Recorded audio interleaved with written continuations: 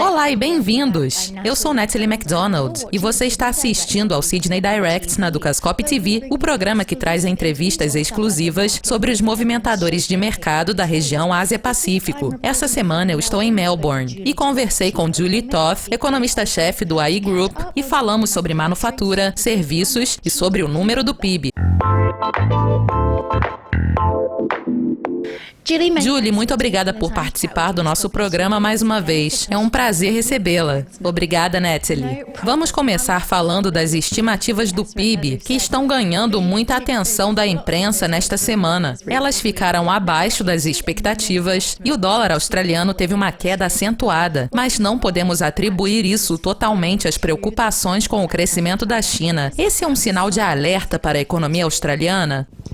Há alguns fatores influenciando esses dados do PIB desta semana, sobre o segundo trimestre de 2015. Temos que ter em mente que já faz alguns meses, e isso está sinalizando que há algumas tendências negativas acontecendo na economia australiana. No entanto, é possível que a situação não vá piorar mais, por uma série de motivos. Se analisarmos os motivos que levaram à queda das taxas de crescimento, tanto o crescimento do PIB nominal quanto real, o crescimento real caiu, mas a taxa nominal caiu muito por motivos de inflação, por causa dos preços das commodities. Uma história semelhante ao que está acontecendo no mundo todo. No entanto, a história do crescimento do PIB real é bastante local e, como você disse, é parcialmente relacionada ao que está acontecendo na China. A queda na demanda global por commodities, é claro, afeta a Austrália diretamente através das relações comerciais. Esse é o efeito dos preços. As relações comerciais australianas deram um grande passo para trás. Nós também levamos um golpe em relação aos volumes de exportação neste trimestre. Provavelmente também houve motivos relacionados ao clima. É possível que tenham havido alguns impactos de curto prazo em relação ao volume, mas certamente a questão da China é a mais importante em relação às commodities, tanto em relação aos preços quanto em relação ao volume.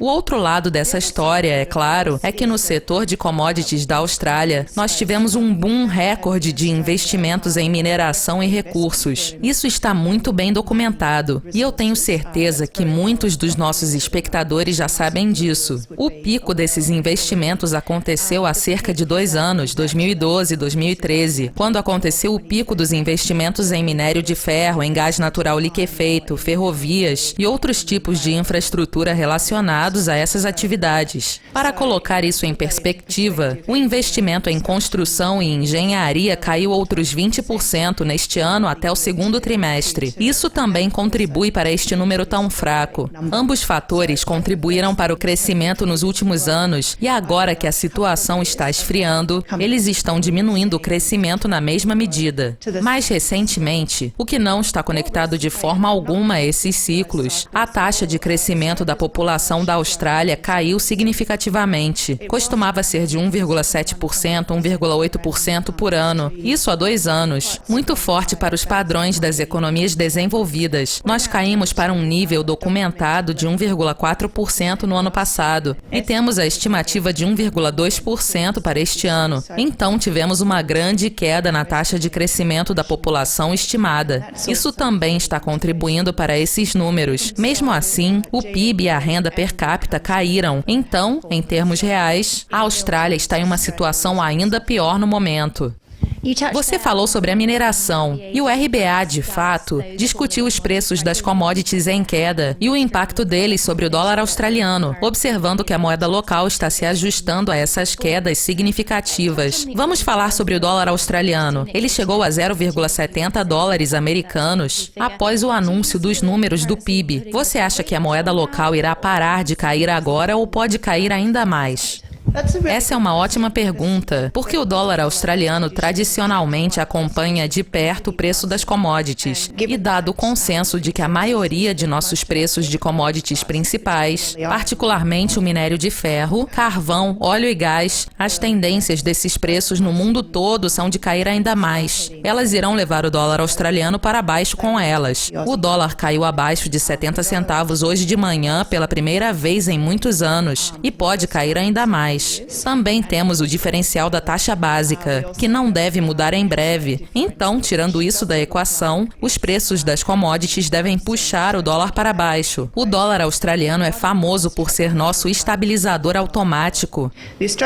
Ele faz boa parte do levantamento de peso em nossa economia e parece que isso vai acontecer novamente. Nós já estamos vendo os benefícios disso em outros setores, não para a mineração e seus lucros, é claro, mas certamente para outros setores, outros exportadores, áreas que substituem as importações. Já estamos vendo um pequeno crescimento, pequeno, promissor e muito bem-vindo para setores além da mineração. Então, nós esperamos que isso continue. Certamente, houve aumentos nos índices de manufatura e serviços do iGroup nessa semana. Como o dólar australiano está ajudando a impulsionar esses números?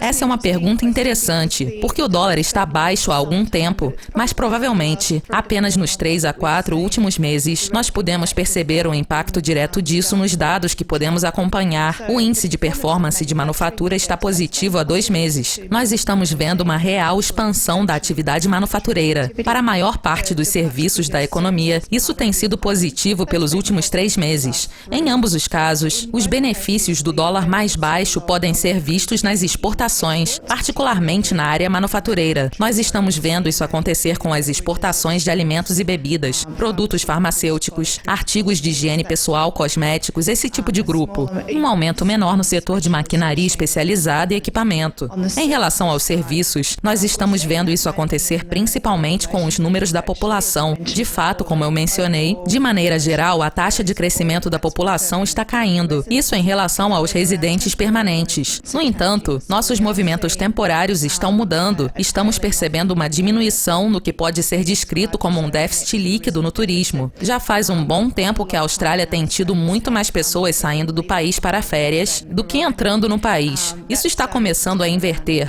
e as partidas estão se nivelando com as chegadas. No entanto, elas tiveram um pico há pouco tempo e as chegadas estão aumentando. Então, estamos vendo o benefício disso para nossos serviços locais, particularmente os mais óbvios como varejo, hospedagem, turismo e gastos com entretenimento.